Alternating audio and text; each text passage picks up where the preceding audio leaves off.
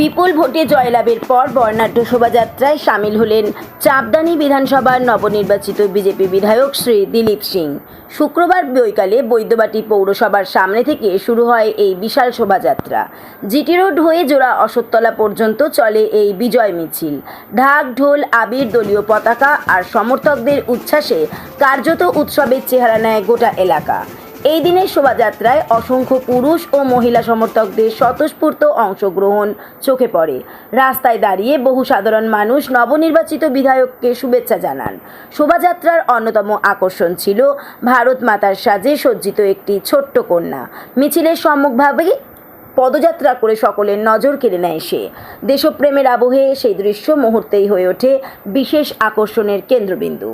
এদিন সাংবাদিকদের মুখোমুখি হয়ে দিলীপ সিং বলেন, মানুষের কাছে তিনি প্রতিশ্রুতি দিয়েছিলেন যে বিধায়ক হিসেবে শপথ গ্রহণের পর একটি বর্ণাঢ্য শোভাযাত্রা করবেন, আর সেই প্রতিশ্রুতি পূরণ করতেই আজকের এই কর্মসূচি।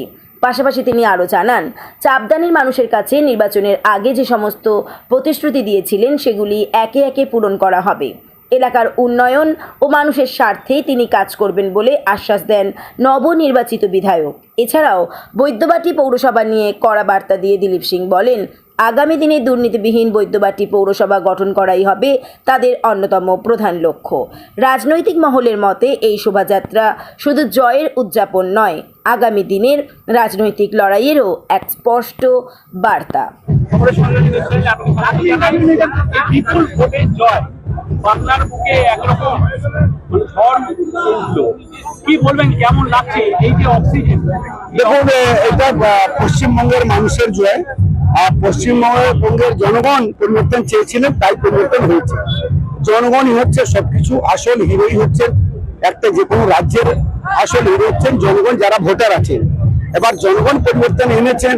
আমি জনগণকে অনেক অনেক শুভেচ্ছা, ভালোবাসা, অভিনন্দন জানাই। আর আমরা কাজ করব।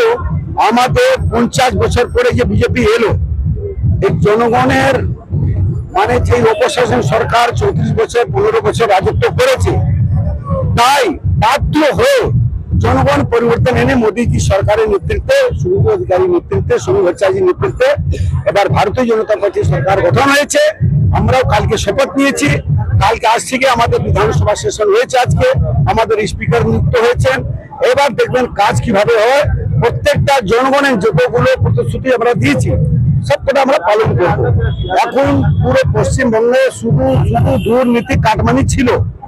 এখন আমরা দুর্নীতিগ্রস্ত মানুষদের কাছে, তাদের কাছে জনগণের সহযোগিতা, তাদেরকে এখনো ইনকোয়ারি তদন্ত হওয়া উচিত।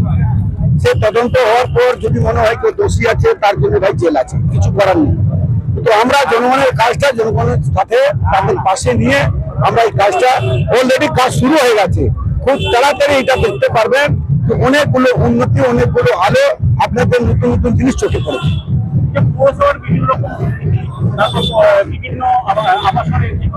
তদন্ত হবে, সবকটা তদন্ত হবে। আমরা কোনোটাও ছাড়বো না। তদন্ত ছাড়া কোনো সিন নেই। তদন্ত হবে, একদম তদন্ত হবে।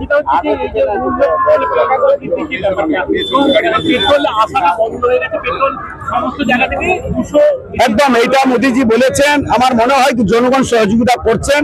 আমরা আজকে আমাদের বাইক র্যালি ছিল, বাইক র্যালি আমি ক্যান্সেল করেছি। আমরা সবাই নিজেদের মধ্যে কথা বলে, আমাদের কার্যকর্তাদের সঙ্গে কথা বলে বাইক র্যালি এই জন্য ক্যান্সেল করেছি। আমরা হেঁটে করব। যে পুরো ভারতবর্ষের উপরে যে তেলের সমস্যা একটা চলছে, আমরা যতটা কম ইউজ করবো ততটা ভালো। তাই আমরা হেঁটে র্যালিটা করবো। একদম একদম আমরা সকালে আমরা এটা প্রভিশন সেটা আমরাও নিয়েছি। যেমন আমার 3টে গাড়ি, সেখানে আমি 2টো গাড়ি স্টপ করে দিচ্ছি, এখন একটা গাড়ি বার করছি। এভাবে করতে হবে, কোনো উপায় নেই। সেজন্য আজকে আমাদের পদযাত্রা হচ্ছে। আমরা কিন্তু বাইক র্যালি ক্যান্সেল করেছি। এবার জনগণকে বলছি, আপনারা যে আশা নিয়ে প্রত্যেকটা আশা আপনাদের পূরণ হবে, কাজ হবে। আমরা আজকে যা গর্বিত, আমাদের এমএলএ সাহেব যে জিতে এসছেন মাননীয় দিলীপ সিং জি, আমরা খুবই গর্বিত। আমরা নিজেও ভাবতে পারলাম না যে আমরা 206 সিট 7 সিট আনবো, কিন্তু আজকে এত গর্বিত। এই যে বাংলার মানুষ আজকে যে চুপি চুপি ভোটটা দিয়েছে, বাংলাদেশ হওয়ার বাঁচাবার জন্য দিয়েছে। বাংলাদেশ যে বাঁচাবে, বাংলাদেশ হওয়ার জন্য, এই বাঁচাবার জন্য এইটা করেছে আমাদের পশ্চিম বাংলার মানুষ। এটা নিয়ে আমরা গর্বিত। চাপদানি বিধানসভায় দীর্ঘদিনের লোকের একটা অভিযোগ ছিল যে ঠিকমতো কাজ হচ্ছে না, উন্নয়ন হচ্ছে না এবং কলকারখানা বন্ধ হয়ে গেছে, সেই জায়গা থেকে কি বলবে? আমি বলবো আমাদের যে গভর্নমেন্ট এসছে এই গভর্নমেন্ট কলকারখানাও আনবে, এই গভর্নমেন্ট 5 বছরের জন্য 1 কোটি টাকা 1 কোটি লোকের জন্য যে পুরো প্রকল্প দিয়েছে সেই কাজটা আমাদের গভর্নমেন্ট করবে। আর এইখানে দেখবেন কলকারখানাও হবে, সবকিছু হবে, যে 15 বছরে হয়নি সেটা 5 বছরে হবে। মানে সুস্থ পরিবেশ একটা কামনা ছিল মানুষের, জনগণের যে সুস্থ পরিবেশ এবং দুর্নীতি মুক্ত সমাজ। আপনি তো 2021-এ দেখেছিলেন 376টা লোক আমাদের বিজেপি কার্যকর্তা মারা গেছিল। আজকে এই যে বাংলার মানুষ যে ভোট দিয়ে আমাদেরকে নিয়ে এসছে, কটে লোকের ঘরের ক্ষতি হয়েছে, কটে লোকের অসুবিধা হলো। আমরা তো নিজেই চাইছি সবাই মিলেমিশে আমরা থাকি। আপনাকে একটা কথা বলে দিই, 3 দিন আগে যে আমাদের এইখানকার এমপি কল্যাণ বাবু ইনি যে মাতাল, এটা প্রমাণিত ইনি করলেন।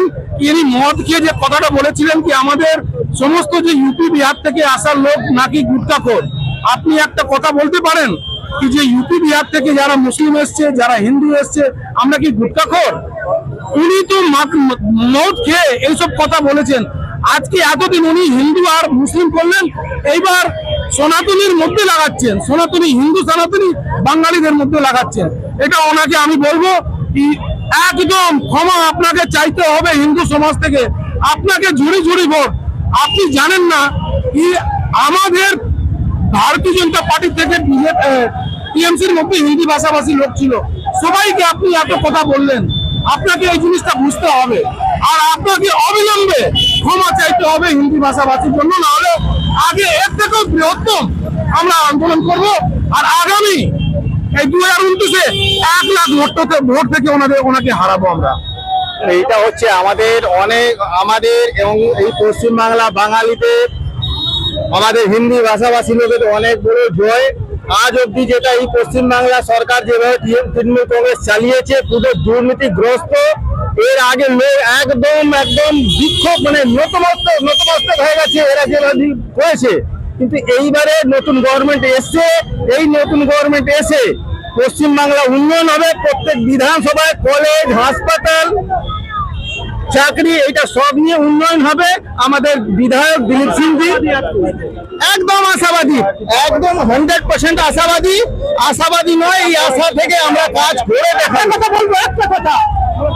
আমরা কাজ করে দেখাবো। আমাদের বিধায়কও কথা দিয়েছেন, এইখানে হাসপাতাল, কলেজ, ছেলেদের চাকরি, এই সব নিয়ে উনি খুব সিরিয়াস চিন্তা ভাবনা করবেন এবং কাজটা করিয়ে দেখাবে। একটা কথা বলছি,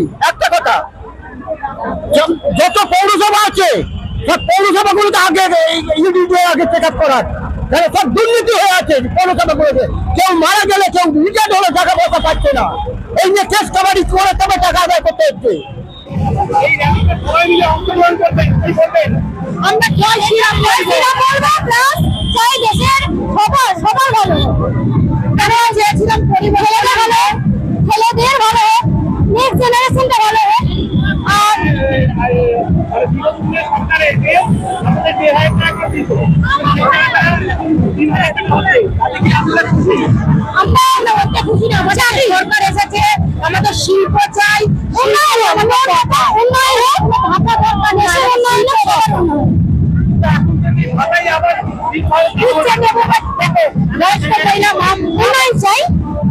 হলে ভালো।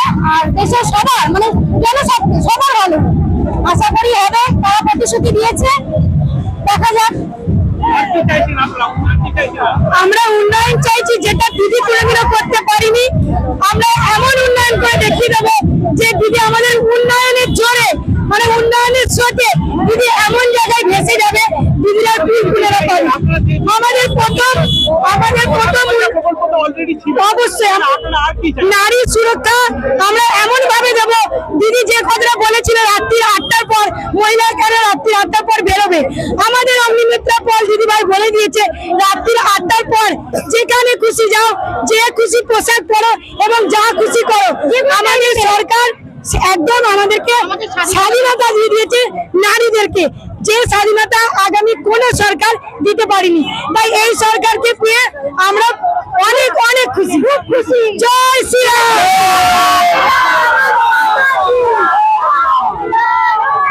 হুগলি থেকে সৈকত দাসের রিপোর্ট, খবরের সন্ধানে।